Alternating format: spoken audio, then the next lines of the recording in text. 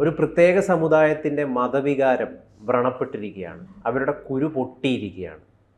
ഒരു സിനിമയാണ് ഇതിന് കാരണമായി തീർന്നിരിക്കുന്നത്. നവംബർ 22 റിലീസ് ചെയ്ത ടർക്കിഷ് തർക്കം.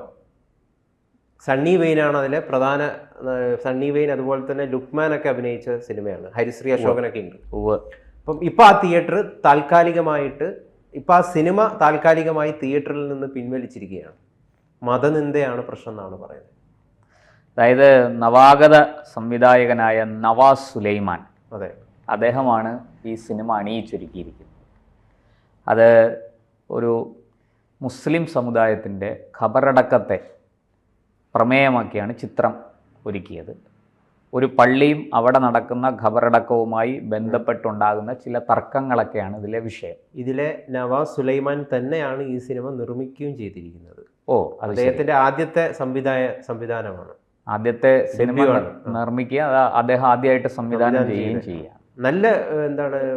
നല്ല റിവ്യൂസ് ഒക്കെ കഴിഞ്ഞ ദിവസങ്ങളിലൊക്കെ ഈ സിനിമയെ കുറിച്ച് വന്നു അല്ലേ? ഈ തിയേറ്ററുകളിലൊക്കെ കഴിഞ്ഞ ദിവസങ്ങളിൽ ഞാൻ കാണണമെന്ന് വിചാരിച്ചിരുന്നു. ഇപ്പം പോയ വാർത്തകൾ വെച്ചാണ് നമ്മളിത് പറയുന്നത്, ലഭ്യമായ വാർത്തകൾ വെച്ചാണ്. സിനിമ ഇനിയിപ്പോൾ ഏതെങ്കിലും വിധത്തിൽ സിനിമ കണ്ടു നോക്കാം. എന്തായാലും ഇങ്ങനൊരു മതനിന്ദാ കുറ്റം ഈ സിനിമയ്ക്കെതിരെ വന്നിരിക്കുകയാണ്. അത് വലിയ എന്താ പറയുക, അവിടെ പേടിച്ച് സിനിമ തിയേറ്ററിൽ നിന്ന് പിൻവലിച്ചു. സംവിധായകൻ പറയുന്നത് എന്താണെന്ന് വെച്ച് കഴിഞ്ഞാൽ ഇതിൽ യാതൊരു മതനിന്ദയും ഇല്ല. സിനിമ കാണാൻ വേണ്ടിയിട്ട് തിയേറ്ററിൽ ചെല്ലുന്ന പ്രേക്ഷകരെ ചില ആളുകൾ നിർബന്ധപൂർവ്വം അവിടുന്ന് അടിച്ചോടിക്കുന്നു, ഇറക്കി വിടുന്നു എന്നൊക്കെയുള്ള ആരോപണങ്ങൾ വന്നിട്ടുണ്ട്. ഞാനൊരു സംശയം ചോദിക്കട്ടെ. ഇത് ഈ സിനിമാ ലോകം വലിയ മത്സരത്തിൻ്റെയും എന്താ പറയുക കുതികാൽ വെട്ടിൻ്റെയും ഒക്കെ ഒരു മേഖലയാണ്. അപ്പോൾ ഇദ്ദേഹത്തിൻ്റെ എതിരാളികളായിട്ടുള്ള ആരെങ്കിലും മനഃപൂർവ്വം ചെയ്യുന്നതാണോ ഇത്? ഈ സിനിമയ്ക്ക് ഇങ്ങനെ ആരോപിച്ച്, ഈ സിനിമയിൽ മതനിന്ദ ഉണ്ടെന്നൊക്കെ ആരോപിച്ച് വേണമെങ്കിൽ കുറച്ച് കാശൊക്കെ കൊടുത്ത് ആരെങ്കിലേക്ക് പറഞ്ഞു വിട്ടാൽ തിയേറ്ററിൽ ചെന്ന് വരട്ടുമല്ലോ. സിനിമ കാണാൻ നിൽക്കുന്നവരെല്ലാം അതിന് യോജിച്ച വേഷവിധാനങ്ങളോടുകൂടി ചെന്നാൽ ഇപ്പോൾ കൊട്ടേഷനൊക്കെ ആൾക്കാരെ ധാരാളം കിട്ടും. അങ്ങനെയുള്ളവരൊക്കെ ചെന്ന് അവർ വലിയ ബഹളമൊക്കെ ഉണ്ടാക്കി അങ്ങനെ എന്തെങ്കിലും ആണോ ഇനി? അറിയില്ല, സംശയിക്കാം, നമുക്കിതിൽ എന്തെങ്കിലും സംശയിക്കാം. പക്ഷെ നമ്മളിത് ഈ ആവിഷ്കാര സ്വാതന്ത്ര്യത്തെക്കുറിച്ച് മലയാളി വലിയ വായിൽ നിരന്തരം പറഞ്ഞുകൊണ്ടിരിക്കുന്നവരാണ്. അവർക്ക് പണ്ട് നമ്മുടെ MTയുടെ നിർമാല്യം എന്ന് പറയുന്ന ആ സിനിമയിൽ പി ജെ ആന്റണി അദ്ദേഹം വെളിച്ചപ്പാടായിട്ട് അഭിനയിക്കുന്നു. അദ്ദേഹം ആ വിഗ്രഹത്തിന്റെ മുകളിൽ തുപ്പുന്ന, അതെ മുഖത്തേക്ക് തുപ്പുന്ന ആ സീന് വരെ അതിലുണ്ട്. അന്നിവിടെ ആവിഷ്കാര സ്വാതന്ത്ര്യത്തിന് നേരെ ആരും വെല്ലുവിളി ഉയർത്തിയില്ല, ആരും അതിനെ നിരാകരിച്ചില്ല. അദ്ദേഹത്തിന് അവാർഡ് കിട്ടി. അങ്ങനെ ഒരുപാട് കാര്യങ്ങൾ. ദ ഗ്രേറ്റ് ഇന്ത്യൻ കിച്ചൺ എന്ന് പറഞ്ഞ ഒരു സിനിമ ഉണ്ടായിരുന്നു. അതെ, അത് സുരാജും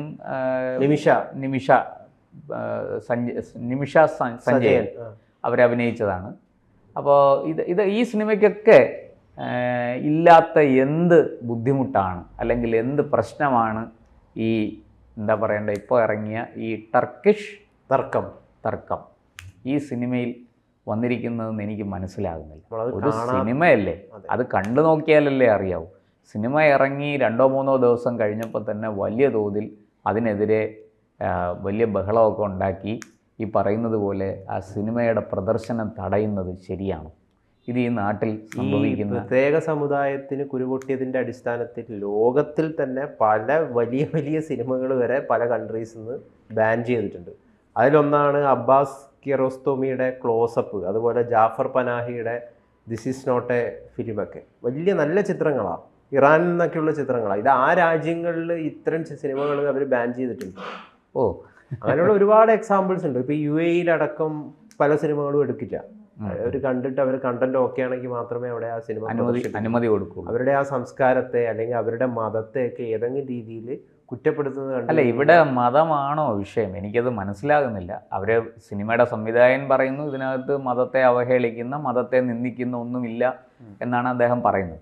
എനിക്ക് തോന്നുന്നു സോഷ്യൽ മീഡിയയിൽ ഇത് വലിയ സിനിമ കാണാൻ ആഗ്രഹിക്കുന്ന പ്രേക്ഷകരെ ചിലർ തടയുന്ന അവസ്ഥയാണെന്നും ജനങ്ങളെ സത്യാവസ്ഥ ബോധിപ്പിച്ച ശേഷം വീണ്ടും ചിത്രം പുറത്തിറക്കുമെന്നുമാണ് ഈ സംവിധായകൻ പറയുന്നത്, അതിൻ്റെ അണിയറ പ്രവർത്തകർ പറയുന്നത്. ഇത് വാസ്തവത്തിൽ ഇത് ഈ ആവിഷ്കാര സ്വാതന്ത്ര്യത്തെക്കുറിച്ച് നിരന്തരം പറയുന്ന ഇടതുപക്ഷത്തിന് ഇക്കാര്യത്തെക്കുറിച്ച് ഒന്നും മിണ്ടാനില്ല.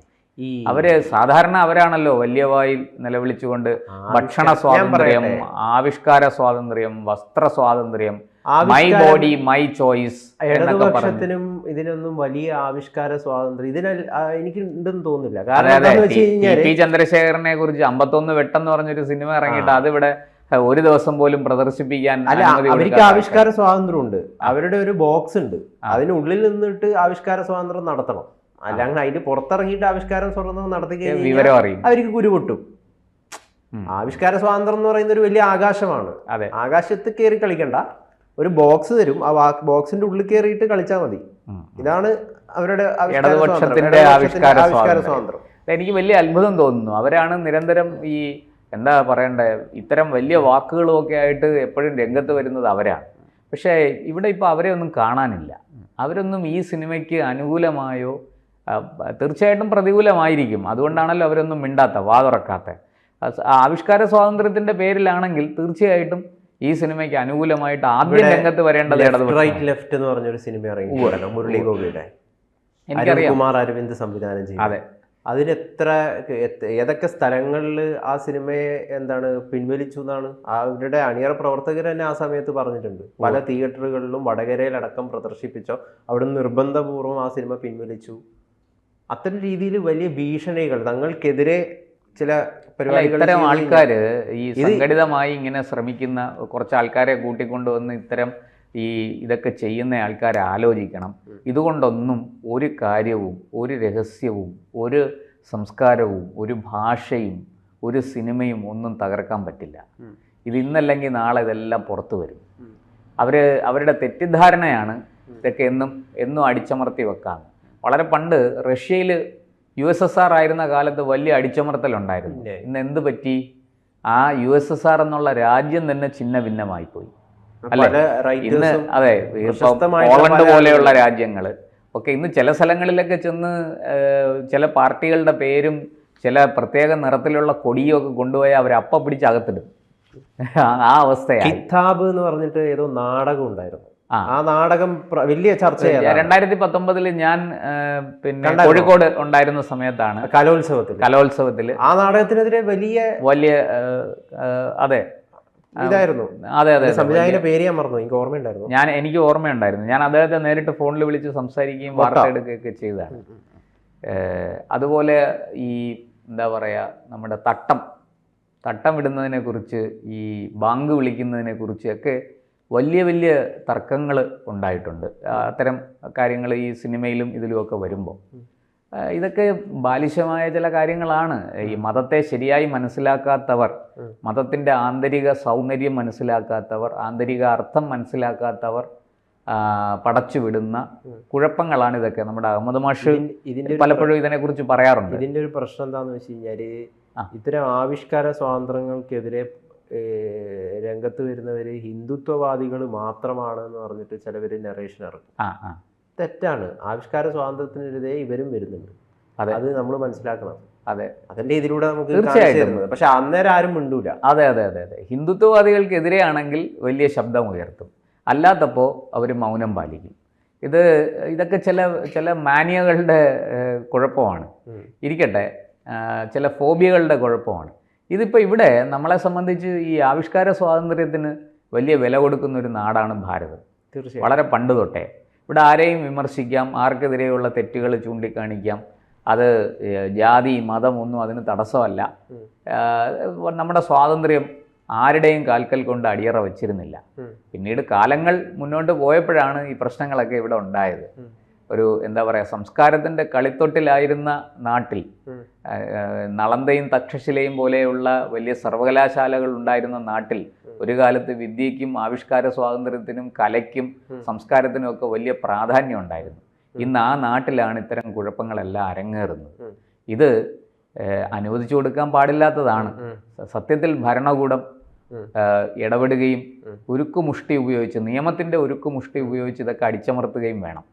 എന്നിട്ട് കൃത്യമായിട്ട് ആ സിനിമ ജനങ്ങൾ കാണട്ടെ, കണ്ടിട്ട് വിലയിരുത്തട്ടെ. അതിനകത്ത് തെറ്റുണ്ടെങ്കിൽ ജനങ്ങൾ എന്തായാലും ഇത് 1-2 ദിവസം ഓടിയപ്പോഴത്തേക്കും അല്ലെങ്കിൽ തിയേറ്ററിൽ പ്രദർശിപ്പിച്ചപ്പോഴത്തേക്കും ഈ വലിയ എതിർപ്പാണെങ്കിൽ അതൊന്ന് കണ്ടു നോക്കിയാലല്ലേ അറിയാവൂ. റഫീഖ് മംഗലശ്ശേരി എന്നാണ് കിതാബിന്റെ സംവിധായകൻ. അതെ അതെ, റഫീഖ് 2018 ഒരു വാർത്തയുണ്ട്, 2000 വിവാദം കത്തിക്കയറി, ഒടുവിൽ കിതാബ് നാടകം പിൻവലിച്ചു. ഉണ്ണിയാറിന്റെ വാങ്ക് എന്ന് പറഞ്ഞൊരു കഥയുണ്ട്. അപ്പൊ ആ കഥയെ അടിസ്ഥാനപ്പെടുത്തിയിട്ടുള്ള നാടകമായിരുന്നു. വലിയ പ്രശ്നമായിരുന്നു. ഞാൻ റഫീഖിനോട് ഞാൻ സംസാരിച്ചിട്ടുണ്ട്. ഞാനാണെന്ന് ആ വാർത്ത എടുക്കുന്നത്. അന്ന് ജോലി ചെയ്തിരുന്ന സ്ഥാപനത്തിന് വേണ്ടി 2019 18 ആ വാർത്ത എടുക്കുകയും അത് കലോത്സവത്തിന്റെ ഭാഗമായിട്ടാണ് വന്നത്. കോഴിക്കോട് മുസ്ലിം സ്ത്രീകളെ പള്ളിയിൽ ബാങ്ക് കൊടുക്കാൻ എന്തുകൊണ്ട് അനുവദിക്കുന്നില്ല എന്നതാണ് കിതാബ് എന്ന നാടകത്തിന്റെ പ്രമേയം. നല്ല നാടകമായിരുന്നു അത്. പക്ഷെ എന്തോ അത് ഈ പറഞ്ഞതുപോലെ അതിനെ എന്താ പറയുക, മുളയിലെ നുള്ളിക്കളഞ്ഞു, ശ്വാസം മുട്ടിച്ച് കൊന്നുകളഞ്ഞു എന്നുള്ളതാണ് സത്യം. ഇപ്പം ഇവിടെയും അതുപോലെ ഈ നവാസ് സുലൈമാൻ്റെ ടർക്കിഷ് തർക്കം അങ്ങനെ എന്താ പറയുക നശിച്ചു പോകാതിരിക്കട്ടെ. അത് ഇവിടെ സംഗീതം കേൾക്കുന്നത് മഹാവൃത്തികേടാണ്, സംഗീതം കേൾക്കുന്നവരൊക്കെ ഇല്ലാത്തവരുടെ ജൽപ്പനങ്ങളാണ് പോകുന്നൊക്കെ പറയുന്ന ചില മുജാഹിദ് ബാലുശ്ശേരിമാരുടെ പ്രസംഗമൊക്കെ കേരളത്തിൽ അരങ്ങേറാറുണ്ട്. അവർക്കെതിരെ ഈ മുജാഹിദ് ബാലുശ്ശേരിയുടെ വീട്ടിൽ കയറിയിട്ട് ഇവിടുത്തെ കുറെ വിദ്യാർത്ഥി സംഘടനയുണ്ടല്ലോ, ഇടത് വിദ്യാർത്ഥി സംഘടനകൾ, SFI ഒക്കെ പ്രതിഷേധം അറിയിച്ചിട്ടുണ്ടോ? ഇതിന്റെ ഒരു പ്രതിഷേധവും ഇല്ല. ഞാൻ അദ്ദേഹത്തെ ചികിത്സിക്കുന്ന ഒരു ഡോക്ടറിനെ യാദൃശ്യമായിട്ട് കോഴിക്കോട് വെച്ച് പരിചയപ്പെട്ടു. അപ്പോൾ അദ്ദേഹം എൻ്റെ അടുത്ത് പറഞ്ഞു, സംഗീതത്തിനെ വളരെ സ്നേഹിക്കുന്ന ഒരാളാണ്. അദ്ദേഹം ഒരു മുസ്ലിം സമുദായത്തിൽപ്പെട്ട ആളാണ്. അപ്പോൾ അദ്ദേഹം പിന്നെ ഇങ്ങനെ പറഞ്ഞു, അദ്ദേഹം ഒരു ഹിന്ദുസ്ഥാനി സംഗീതത്തിൻ്റെ ഒരു സംഗീത നിശ സംഘടിപ്പിക്കുന്ന ഒരു പരിപാടിയുമായി ബന്ധപ്പെട്ട് സംസാരിക്കുമ്പോഴായിരുന്നു ഞാൻ അദ്ദേഹത്തെ പരിചയപ്പെട്ടത്. അപ്പോൾ അദ്ദേഹത്തിനോട് ചോദിച്ചു, അല്ല അങ്ങ് ഇതൊക്കെ പറയുന്നു, ഈ സംഗീതം ഹറാമാണ് എന്നാണല്ലോ ഈ ചില ഇസ്ലാമിക പണ്ഡിതന്മാർ പറയുന്നത്. അപ്പോൾ അദ്ദേഹം പറഞ്ഞു, അത് നിങ്ങൾ പറഞ്ഞത് ആരെക്കുറിച്ചാണെന്ന് എനിക്ക് മനസ്സിലായി, മുജാഹിദ് ബാലുശ്ശേരിയെ കുറിച്ചല്ലേ പറഞ്ഞത്. ഓൻ എൻ്റെ അടുത്ത ട്രീറ്റ്മെൻറ്റിന് വരുന്നത്, ഓനെ അറിഞ്ഞൂടാത്തതുകൊണ്ടാണ്. ഖുറാൻ ചൊല്ലുന്നതിന് തന്നെ ഒരു സംഗീതമുണ്ട്, അത് പ്രത്യേക ഒരു താളത്തിലും രാഗത്തിലും ഒക്കെയാണ് അത് ചൊല്ലേണ്ടത്. ഖുറാൻ ഓതേണ്ടത് അങ്ങനെയാണ് എന്ന് അദ്ദേഹം എന്നോട് പറഞ്ഞു. അപ്പം ഞാൻ ആലോചിച്ചു, ഈ മനുഷ്യൻ എത്ര അറിവുള്ള ആളാണ്, അദ്ദേഹം പോലും അത് ആ രീതിയിൽ മനസ്സിലാക്കിയിരിക്കുന്നു. എന്നിട്ട് അദ്ദേഹം പറയുന്നത്, സംഗീതത്തിന് ജാതി മത ഭേദമില്ല, രാജ്യത്തിൻ്റെ അതിർവരമ്പുകളില്ല, എല്ലാ മനുഷ്യരെയും ഒന്നിപ്പിക്കുന്നതാണ് സംഗീതം. അതുപോലെ കല, അതുപോലെ സിനിമ, ഇവിടെയും എല്ലാ മനുഷ്യരെയും ഒന്നിപ്പിക്കുന്നതാകട്ടെ, അല്ലാതെ അത് മതനിന്ദ ആരോപിച്ച്. ഫെസ്റ്റിവലിൽ നിന്ന് ഏതോ ഒരു സിനിമ കണ്ടിട്ടുണ്ട്. ആ സിനിമ എന്ന് വെച്ച് കഴിഞ്ഞാൽ എനിക്ക് എൻ്റെ ഓർമ്മ ശരിയാണെങ്കിൽ ഇങ്ങനെയാണ്, ഏതോ രീതിയിൽ ഇസ്ലാമിനെ കുറ്റം പറഞ്ഞ അങ്ങനെ എന്തോ ഒരു അധ്യാപകൻ, ആ അധ്യാപകനെ ഒരു വിദ്യാർത്ഥി കൊല്ലുന്നതാണ് സിനിമ. അത് ഫ്രാൻസിൽ എന്തോ നടന്ന ഒരു സംഭവമല്ല. ഏത് സംഭവം? ഇത്തരം ഒറ്റപ്പെട്ട സംഭവങ്ങൾ ലോകത്ത് അങ്ങനെ പലയിടത്തും നടക്കുന്നുണ്ട്. ഇതൊന്നും നമ്മുടെ നാട്ടിലൊന്നും സംഭവിക്കാതിരിക്കട്ടെ. ഇവിടെ എല്ലാവർക്കും എല്ലാം ആസ്വദിക്കാനുള്ള, എല്ലാത്തിനെയും അറിയാനുള്ള സൗകര്യമുള്ള, അവസരമുള്ള ഒരു നാടാണ്. അതിനുള്ള എന്താ പറയേണ്ട സാഹചര്യം ഇവിടെ ഉണ്ട്.